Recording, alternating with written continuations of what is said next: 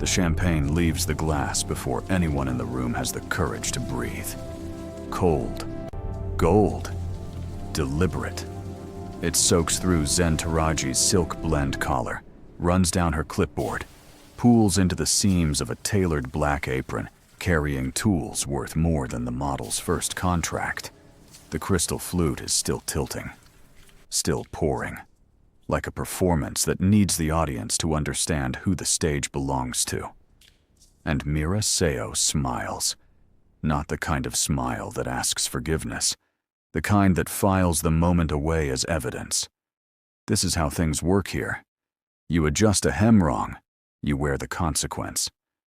The room, 40 of Seoul's most protected names, draped in couture and obligation, does not move. Nobody sets down their glass. Nobody steps forward. The chandelier light catches the wet streaks on Zen's face and turns them into something almost cinematic, almost beautiful, which is the cruelest part. Because Zen Taraji does not work for the brands filling this room. She does not work for the agencies, the photographers, the editors with their borrowed power and seasonal loyalties. She works for one man, one name that does not appear on guest lists, does not require introductions, does not repeat himself. Somewhere across this city, in an office where the lights are kept deliberately low, a phone screen illuminates. A single message, no punctuation, no explanation needed. Jae Shin reads it once, sets the phone face down, and by the time Zen pulls a white cloth from her apron pocket and presses it, slowly, quietly, without a single visible tremor, to her cheek. The first contract is already gone. Mira Seo just doesn't know it yet.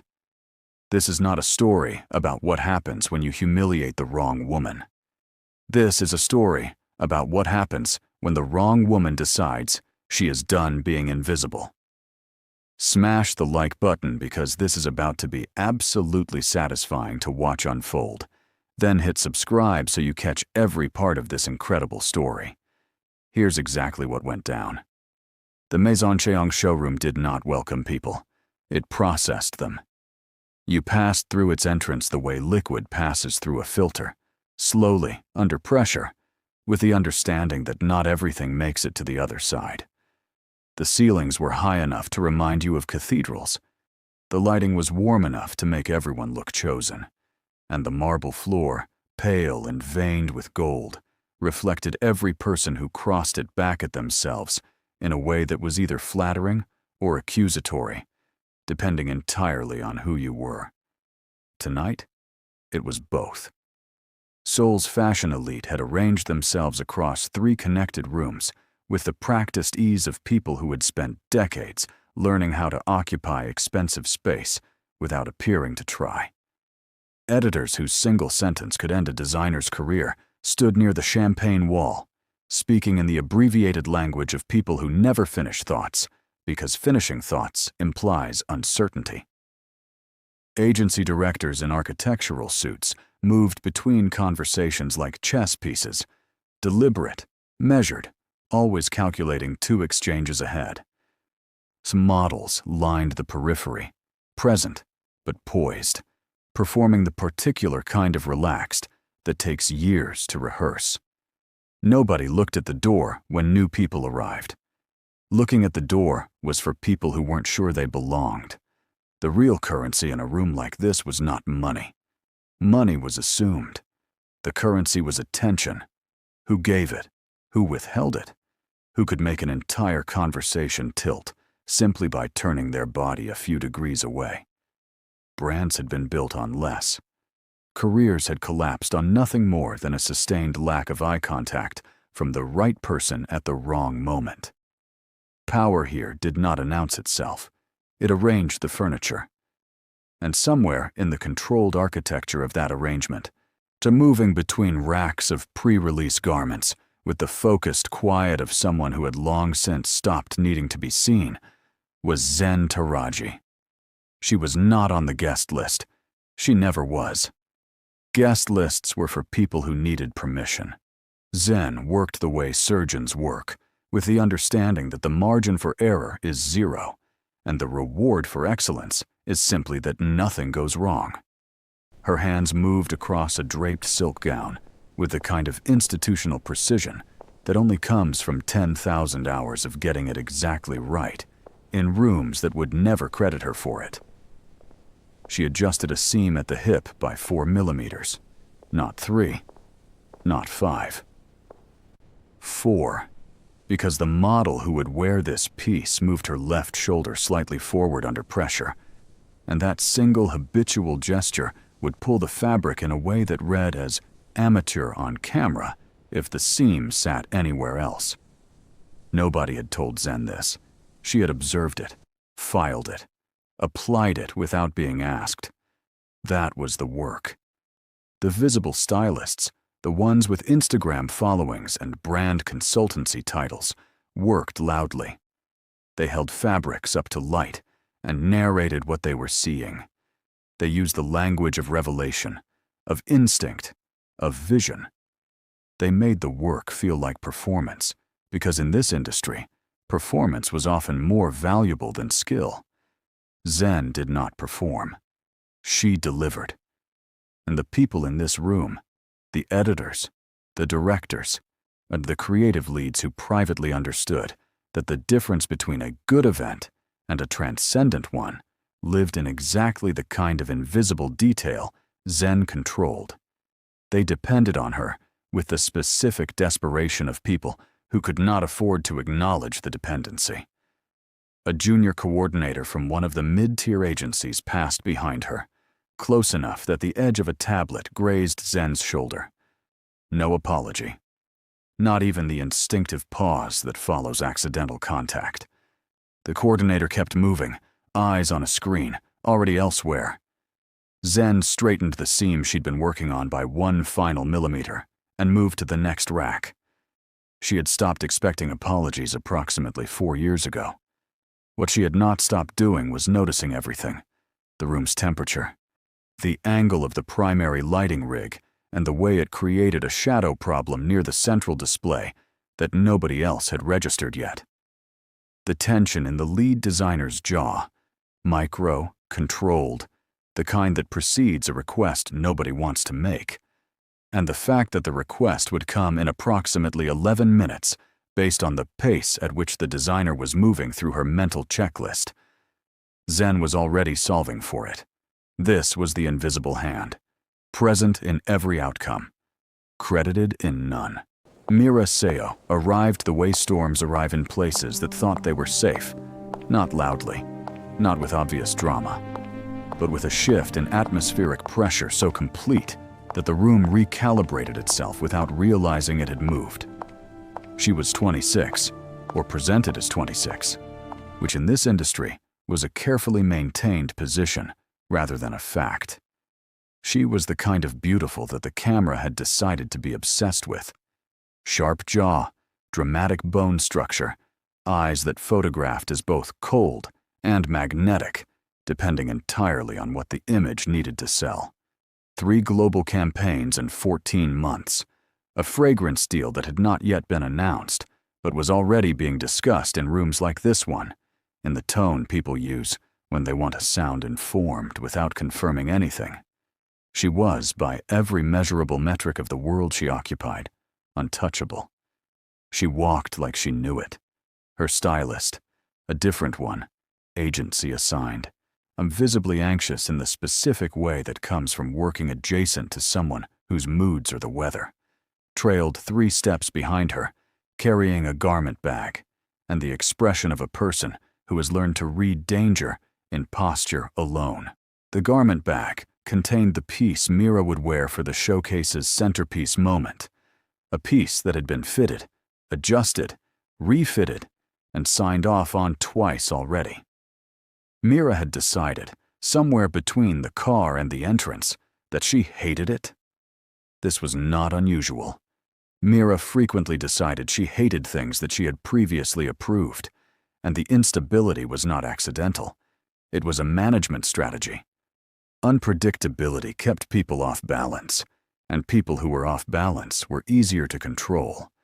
Her agency knew this, but her team had built an entire operational structure around absorbing it. Photographers had learned to schedule buffer hours. Designers had learned to present alternatives before being asked. The industry had learned to bend. Because the alternative, losing access to that face, that following, that specific quality of attention the camera paid her, was commercially unthinkable.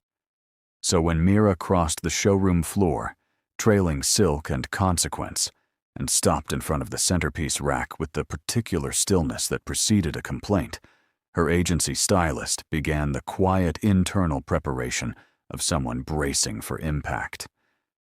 "Where is the other one?" Mira said. Not a question, a summons. The agency Stylist opened her mouth. "The one who actually fixes things," Mira clarified, turning away from the rack with a dismissal so complete it was almost architectural. "I was told there was someone here who handles real problems." Two people nearby heard this and said nothing. One of them glanced toward the section of the room where Zen was working. The other found something urgent to study on their phone. Mira's gaze moved across the room with the efficiency of someone who has learned to locate service the way you locate exits, automatically, without particular interest in the people providing it. It landed on Zen. The problem with the gown, as Mira explained it, to the room, rather than to Zen specifically, because explaining things to Zen would imply a relationship of address that Mira had not extended, was the shoulder structure. It was wrong. It made her look.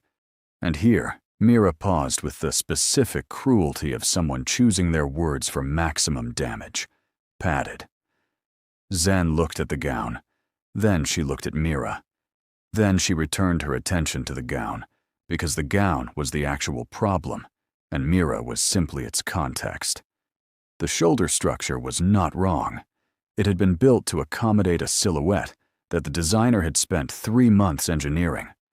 Altering it at this stage, 40 minutes before the showcase, would require dismantling a boning system that took 8 hours to construct and risked destabilizing the entire bodice. The gown would not survive it. Not tonight. Not intact. Zen knew this. She also knew that saying the gown is correct, the interpretation is the problem, was not a sentence that Mira Seo had ever been handed by anyone who intended to keep working in this city. So Zen did what she always did in the space between an impossible request and a necessary outcome. She found the third option. Her hands moved to the exterior of the shoulder seam, not the boning, not the structural element, but the surface layer, and began a series of adjustments so precise and counterintuitive that the agency Stylist, watching from 2 meters away, genuinely could not identify what was being changed. The silhouette shifted, not dramatically, not in a way that would read on a spec sheet, but in a way that the camera would catch, that the body would carry differently, that the eye would register as intention rather than error. It took 4 minutes. Mira looked at the mirror, and something moved across her expression, brief, almost involuntary, that in another person might have been gratitude. In Mira, it collapsed immediately back into performance. "It's fine," she said. Not thank you. Not that works. Not even the professional acknowledgement of a problem solved. Just fine, delivered at the pitch of someone granting a marginal pass, and then she turned away to take a champagne glass from a passing server's tray. Zen was already moving to the next issue. The lead designer's jaw tension had reached its predicted threshold. The request was coming. But Mira had not finished. She turned back. Not fully, just a partial pivot, the kind that lets you speak without entirely committing to the conversation. "The hem was also pulling," she said. "I noticed it earlier. I didn't say anything because I assumed someone competent was handling it." The room's ambient noise continued. Conversations murmured. Ice shifted in glasses. The chandelier held its warm, indifferent light over everything. Zen turned to the hem. The hem wasn't pulling. The hem was exactly where it needed to be. But Zen crouched anyway, fingers moving across the fabric with the same precision, buying time for Mira to feel the satisfaction of having redirected someone's body toward the floor. "It's these people they let in now," Mira said, to no one in particular, in the tone of someone continuing a thought that had begun before the conversation started. "You ask for a correction, and you get—" She gestured at Zen's general direction without looking at her. "Effort." Someone near the champagne wall laughed. Small, controlled. Then the laugh of someone relieved the temperature was not directed at them. Zen rose from the hem.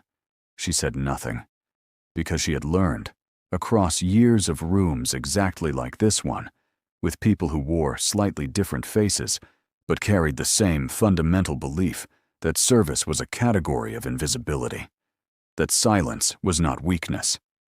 Silence was data collection. Silence was the moment before. What she had not accounted for in the architecture of her composure was what Mira did next. The champagne left the glass without ceremony, no wind-up, no declaration. Mira simply turned, mid-sentence, in the direction of the agency stylist. Something about the schedule, but something about a photographer's name, and her hand extended with the careless precision of someone making a point they consider beneath articulation. The glass tipped, and then it poured, gold and cold and immediate, hitting Zen across the crown of her natural hair, running down the side of her face, soaking the collar of her black shirt, spreading across the front of her apron with the deliberate slowness of something that intends to be remembered. The crystal caught the chandelier light on its way down. Champagne droplets scattered across the marble floor in a pattern that looked, absurdly, like something from a fashion shoot. The room stopped. Not obviously. Not all at once. But in the particular way that rooms stop when something has happened that everyone recognizes as a line being crossed. Conversations lost their thread mid-sentence. Glasses paused at lips. A photographer near the secondary display turned their head by 15 degrees before deciding to turn it back. Mira looked at Zen and smiled. Not with pleasure, exactly. With the specific satisfaction of someone confirming a theory. The theory being, you will absorb this, because what else would you do? Zen did not move. The champagne ran from her hair to her jaw. A drop hung at the edge of her chin for a moment before it fell. Her clipboard was soaked. Her tools, in their apron loops, gleamed wet under the light.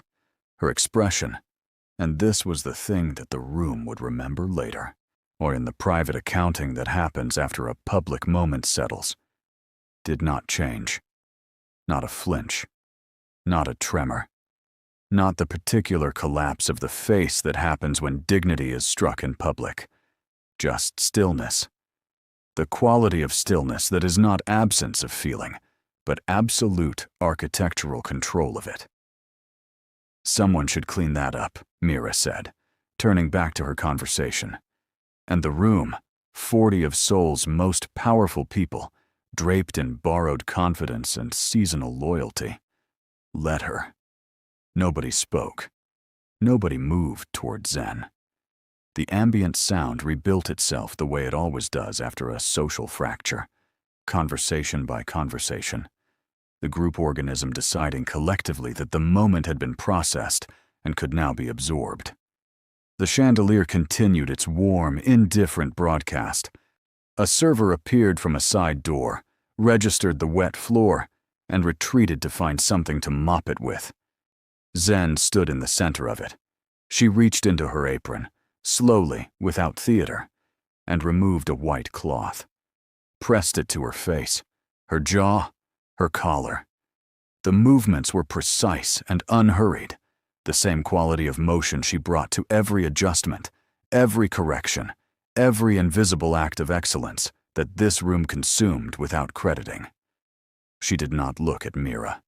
She did not look at the room. She looked at the garment on the nearest rack, assessed the drape at the hip, and determined it needed 2 millimeters taken in on the left side. She was still solving for it. He had been standing near the far wall for the last 11 minutes, not conspicuously. The man in the dark suit, no visible branding, no name tag, no indication that he was affiliated with any of the houses represented tonight, stood with the particular quality of stillness that reads, to the untrained eye, as simply present. A guest. Background. To a trained eye, he was the room. He had watched the hem correction, had watched the shoulder adjustment that took 4 minutes and changed everything without appearing to change anything. Had watched the way Zen moved through the space, not as someone navigating it, but as someone who understood it at a structural level that the architects had not anticipated. He had watched Mira Seo tip the glass. He watched Zen press the cloth to her face. His expression did not shift. His body did not orient toward the incident with the automatic lean that most people perform when witnessing something they know is wrong. His hands remained still at his sides, but his eyes, dark, focused, the kind that process information at a speed that doesn't read as urgency, because urgency is for people who are surprised, had already moved through everything they needed to see. He reached into the interior pocket of his jacket, removed a phone, opened a message thread that contained no names, no profile images, no conversation history visible above the current exchange. Typed 4 words, read them once, sent them, replaced the phone. And somewhere across Seoul, in an office where the lights were kept deliberately low, and the only sound was the city working itself toward midnight through floor-to-ceiling glass, while a screen illuminated. Jae Shin read the message, set the phone face down on a desk that held nothing unnecessary. And the silence that followed was not empty. It was the specific silence of a decision already made, already in motion, already beyond the point where anyone in that showroom, including the woman in the sequined gown with a champagne glass and a smile, could reach it. She had no idea who she was. The office had no name on the door. This was not an oversight. Buildings in this part of Seoul's financial district were full of doors with names on them, brass plates, illuminated signage, the architectural confidence of institutions that needed you to know they existed. This door was different. Unmarked. Set into a corridor that the building's directory listed simply as Executive Private Floor, on which was the kind of description that answered nothing and was designed to answer nothing. Inside, the city performed itself through floor-to-ceiling glass. Seoul at this hour was all compressed light and altitude, towers burning white and gold against a sky that had not fully decided between night and something darker. It was the kind of view that reminded you the world was enormous and that you were, from sufficient height, very small. Jae Shin did not find this troubling. He sat behind a desk that held a single lamp, a closed laptop, and the phone he had just placed face down. Nothing else. No photographs, no awards, no evidence of the industries his decisions had quietly shaped over the last decade. The contracts that had built careers, the withdrawals that had ended them, for the particular form of leverage that never announced itself because it did not need to. He read the 4 words again in his memory. She was still standing. He understood what this meant. Not just the surface fact of it, that Zen had absorbed a public humiliation without visible fracture, but the deeper grammar of it. The specific kind of strength required to stand in a room full of powerful people who had chosen, collectively, to look away and to keep working, to keep solving, to keep bringing excellence to a situation that had just demonstrated, in the most visceral terms available, that excellence was not what the room had decided to see. He had known, when he selected Zen Taraji 3 years ago from a field of candidates that included people with more industry visibility and considerably less actual skill, Odd that he was not hiring a stylist. He was recognizing a quality of mind, the ability to operate at full capacity in environments designed to reduce you. To find the third option when the room offers only two. What he had not anticipated, or perhaps had anticipated and chosen not to address until it became unavoidable, was that the environment would eventually find a way to make the reduction public. He reached for the phone, not to make a call, to open a different thread, this one to a number that connected to a person whose job title, if he had one, would be something bureaucratically neutral. Operations coordinator, administrative liaison, the kind of title that described nothing and enabled everything. He typed a name, Mira Seo. Then, below it, a single instruction that contained no emotion, no context, no explanation of origin. But begin. He set the phone down again, stood, moved to the window, looked at the city the way you look at something you understand at a molecular level.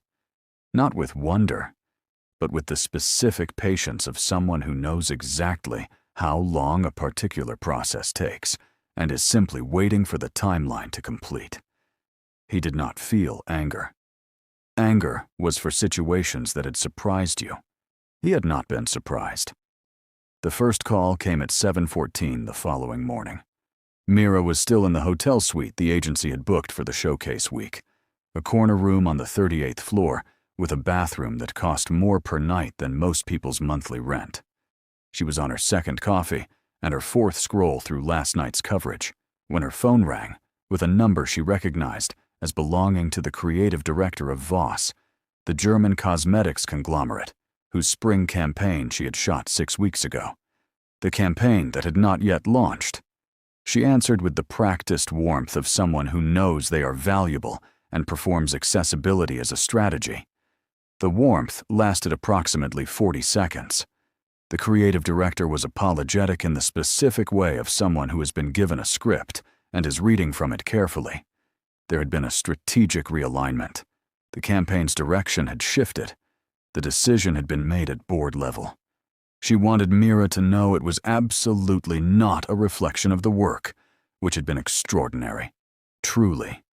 But the brand was moving in a different direction for the launch, and they would of course honor the contracted fee in full. Mira said the right things, professionally, calmly. She hung up and sat with the information for approximately 30 seconds before deciding it was an anomaly. Brands realigned. Campaigns shifted. This was the industry's metabolism. Unpredictable, sometimes brutal, never personal. By 9:40, a second call had arrived. This one from her primary agency, tone carefully neutral in the way that agency tones are carefully neutral when something has happened that they have not yet fully mapped. There was a question about the Loon fragrance announcement, the deal that had not yet been public, but had been until approximately this morning, a certainty.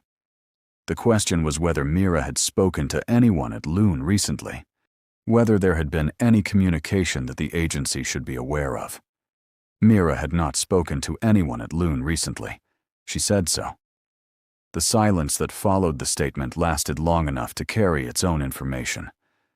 "We'll look into it," her agent said, which was the sentence agencies use when they have already looked into it and found something they are not yet ready to name. Mira set the phone down on the marble bathroom counter and looked at herself in the mirror. She was still the same face, still the same architecture of bone and light that had built everything she occupied. The mirror confirmed this. The mirror was, as it had always been, in complete agreement with her. She picked the phone back up and called the Loon contact directly. It rang 11 times. No answer. She called again. Voicemail. She sent a message. Red receipts showed it delivered. The gray ticks did not turn blue. By the third day, the geometry of it had become impossible to dismiss as coincidence. The Voss campaign had been the first fracture. The Loon silence had been the second. But it was the withdrawal of the Maison Cheong showcase invitation, the retrospective credit for last night's event, the editorial feature that had been confirmed and was scheduled to run in a magazine whose cover had launched 4 careers in the last 2 years. That made the shape visible. It was not that the invitation was withdrawn loudly. It was not withdrawn at all, technically. The feature simply stopped being discussed. Emails were answered with responses that confirmed receipt and promised follow-up that never arrived. A coordinator who had been aggressively available became, without explanation, difficult to reach. The editorial calendar, which Mira's agency had accessed through a contact at the publication, showed her slot had been quietly reassigned to a name that had not been in consideration 3 days ago. No announcement. No confrontation. No explanation offered or available. Just absence, spreading outward from a center that no one had named. Her agency held 3 calls across 2 days. The tone on each one had migrated, incrementally, almost imperceptibly, the way temperature drops in a room when someone opens a window in another part of the building, from reassurance toward a quality of careful language that Mira recognized as the precursor to a conversation nobody wanted to initiate. A photographer she had worked with 4 times, and someone who had publicly described their collaboration as definitive, posted a campaign from a competing model on the same afternoon that Mira's Voss contract had been listed as inactive in the industry database. The post received more engagement than anything the photographer had published in 6 months. Nobody tagged Mira. Nobody commented asking why the shift had happened. And this was the part that was most instructive and most isolating. The industry did not discuss it. There was no visible mechanism, no public withdrawal, no statement, no traceable origin point for the quiet but absolute redirection of attention away from Mira Seo. It simply happened, the way weather happens, not because a single decision was made, but because conditions had changed and everything was adjusting to the new state of the atmosphere. She called her lawyer on the morning of the 4th day, asked about breach clauses, asked whether campaigns that had been confirmed verbally but not yet signed carried any protection. Asked, finally, the question she had been circling for 3 days, whether there was any visible entity behind what was happening. Her lawyer was thorough, experienced, and genuinely confused by what the research was returning, which was nothing. No entity, no traceable decision, no name attached to any of the withdrawals, because none of the withdrawals had been framed as decisions. They had been framed as pivots, realignments, internal restructurings, all of which were legally clean and professionally unimpeachable.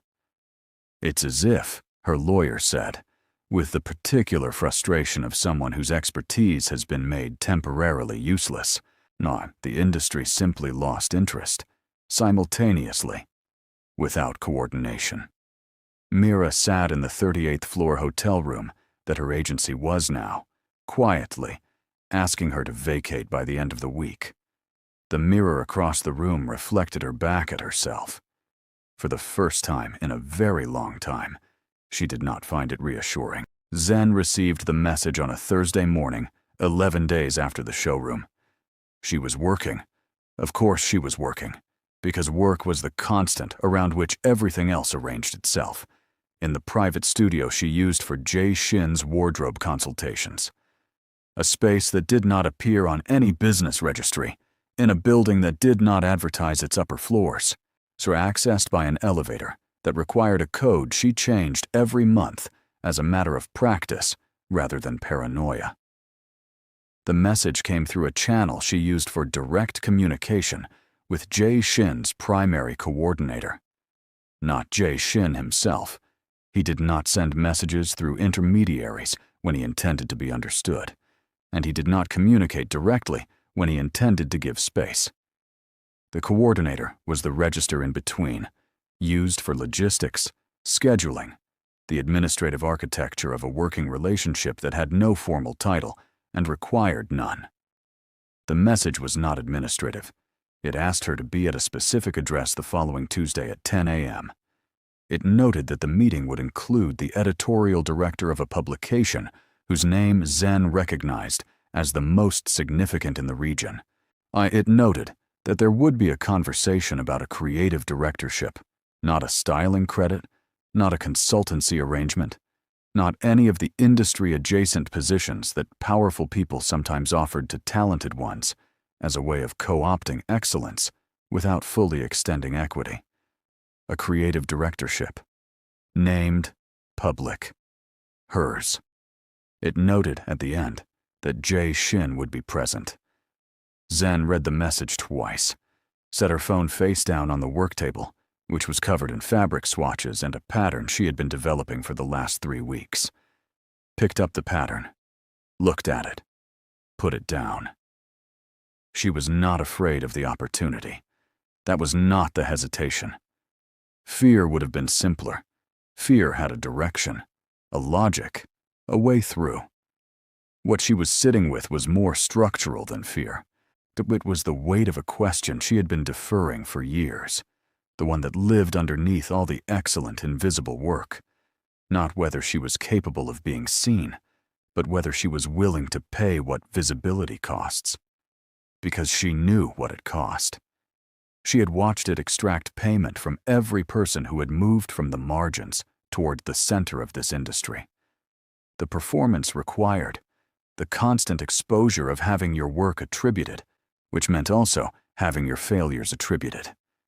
The loss of the particular freedom that invisibility provided, the freedom to be excellent without being interpreted, to build without being watched, to exist in the work rather than in the narrative about the work.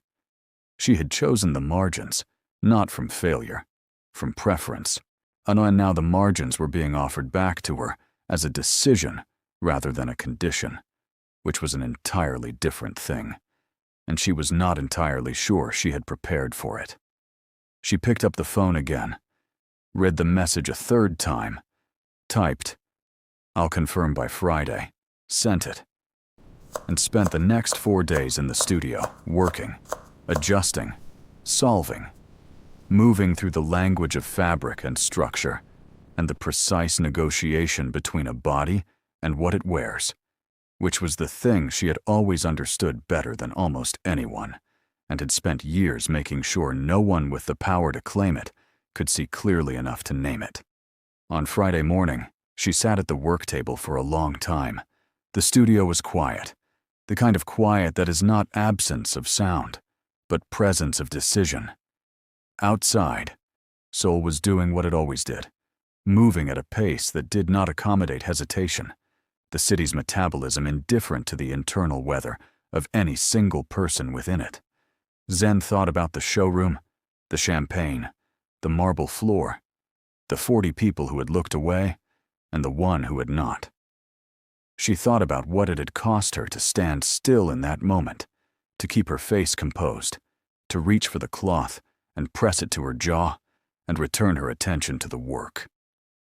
She thought about what it had cost her across every room before that one, across every invisible correction and uncredited excellence, across the entire architecture of a career built on being indispensable to people who found it convenient not to say so.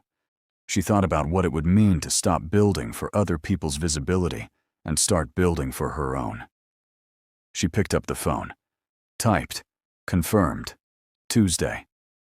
10 a.m., sent it, set the phone down, and returned to the pattern on the table because there was still work to do, and the work was always, regardless of everything else, where she was most precisely herself. The building on Tuesday was not what she had expected, which meant it was exactly what Jae Shin had intended. Not a media tower, not a corporate campus, a converted structure in a part of the city that had been industrial 20 years ago and was now the kind of neighborhood that publications described as emerging before the rents made emergence impossible for anyone who had actually been there at the beginning. The kind of space that said, "This is not a favor being extended. This is something being built." She arrived 4 minutes early, which was her standard. Checked nothing in a mirror, because she had dressed that morning the way she always dressed, All black, architectural, precise, the clothing as considered and controlled as everything else she brought to a room. Her hair was up. Her posture was the particular kind of upright that has nothing to do with performance, and everything to do with a spine that has learned to hold its own weight without assistance. The editorial director was already inside, a woman in her late 50s, whose name appeared on the masthead of the publication in a position that most people in the industry had spent their careers trying to get adjacent to. She was the kind of person who made rooms feel like they had been waiting for her to arrive and clarify what they were for. She stood when Zen entered, not as a formality, as a recognition. "I've been aware of your work for 2 years," she said, which was not a preamble. It was a statement of position. "I've been waiting for the right context to have this conversation." Zen sat, listened. The directorship was real. It was structured around a new vertical the publication was building, a division focused on the intersection of fashion and cultural power, specifically in the context of voices and aesthetics that the industry's mainstream had historically processed without crediting. It would carry a title, a budget, a public profile, her name on work that she had always done and never owned. It would require her to be visible, or not performed, not manufactured, visible in the specific sense of present, named, and impossible to look away from. Jae Shin arrived 12 minutes into the conversation. He did not apologize for the timing because he did not arrive late. He arrived at exactly the moment the conversation required a different kind of weight in the room, which was a form of precision that Zen recognized because she practiced her own version of it every day. He sat across from her. For a moment, neither of them spoke. This was also a form of language, the kind that doesn't require words because the understanding between two people who have operated in the same register for 3 years is already assembled. The sentences don't need to be spoken. They just need to be confirmed. "You've been invisible by choice," he said, finally. Not as a criticism, as an observation, offered with the same neutrality he brought to every statement of fact. "Yes," Zen said. "And now?" She considered this. Not because she didn't know the answer. She had spent 4 days arriving at it. But because the answer deserved to be spoken with the same precision she brought to everything else. "Now I choose differently," she said. He nodded once. The nod of someone who had expected this answer and waited anyway, because the waiting was the point, because a decision that has been earned through the full weight of its own complexity is worth more than one that was always obvious. The editorial director looked between them and said nothing, which was the correct response. She walked into the room on a Wednesday, 3 weeks later. Not the showroom, not the building on the converted street. A different room entirely, larger, newer, full of people who had been told that someone significant was joining the editorial board and had arranged themselves accordingly, the specific posture of an industry waiting to assess a new variable. The room had a chandelier. Of course it did. This world collected chandeliers the way it collected borrowed confidence, in excess, for the light they implied rather than the light they gave. Zen crossed the floor and did not adjust her pace for the room's assessment. She had worn black, as always, but different black, a structured coat she had made herself over the last 2 weeks in the studio that was now also officially a design consultancy under her name. Architectural, deliberate, the kind of garment that announces nothing about the person wearing it, except that the person wearing it makes decisions with complete authority. Her hair was natural. Out. The full volume of it exactly as it grew, because she had decided on the morning she got dressed that the particular form of control she had always performed through sleekness and containment was not the form she was choosing today. Today she wore her hair the way she wore everything else, as a considered statement, made fully and without apology. People in the room recognized her, Not all of them, and not immediately, but in the spreading way that recognition moves through a crowd when a name has just become a presence. She saw it happen, the small recalibrations, the adjusted postures, the conversations that lost a thread and picked up a different one. She did not perform awareness of it. She crossed to the position she had been given at the head of a long table that would, in 30 minutes, host the publication's first editorial meeting for the new vertical. She set her notebook on the table, opened it to a page covered in her own handwriting. Precise, dense, 4 weeks of thinking made visible. Across the room, near the window, she noticed a person she recognized from the showroom, one of the 40.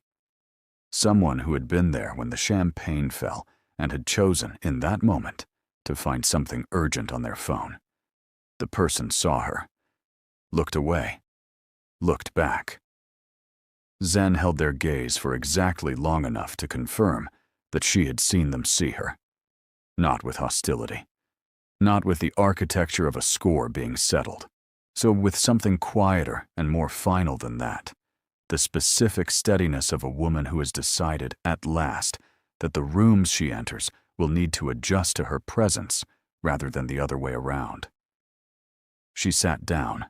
The room settled around her, and for the first time in a career built on being indispensable and unseen, Zen Taraji took up her full space in it, visible, named, and entirely, precisely, on her own terms. She had not needed the champagne to break her.